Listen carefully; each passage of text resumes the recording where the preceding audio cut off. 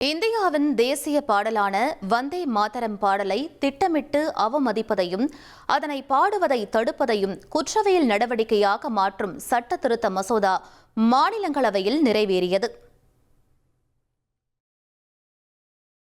இந்தியாவின் தேசிய பாடலான வந்தே மாதரம் பாடலை திட்டமிட்டு அவமதிப்பதையும் அதனை பாடுவதை தடுப்பதையும் குற்றவியல் நடவடிக்கையாக மாற்றும் சட்ட திருத்த மசோதா மாநிலங்களவையில் நிறைவேறியது.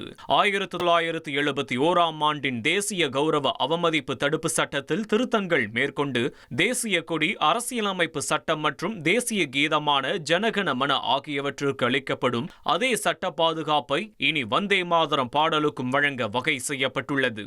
அதன்படி வந்தே மாதரம் பாடலை திட்டமிட்டு அவமதிப்பவர்களுக்கும் அதை பாடுவதை தடுத்து இடையூறு ஏற்படுத்துபவர்களுக்கும் 3 ஆண்டுகள் வரை சிறை தண்டனை அல்லது அபராதம் அல்லது இரண்டுமே தண்டனையாக விதிக்கப்படும். வந்தே மாதரம் பாடல் உருவாக்கப்பட்டு 150 ஆண்டுகள் நிறைவடையும் வேளையில் இந்த முக்கிய சட்ட திருத்தம் கொண்டுவரப்பட்டு நிறைவேற்றப்பட்டுள்ளது குறிப்பிடத்தக்கது.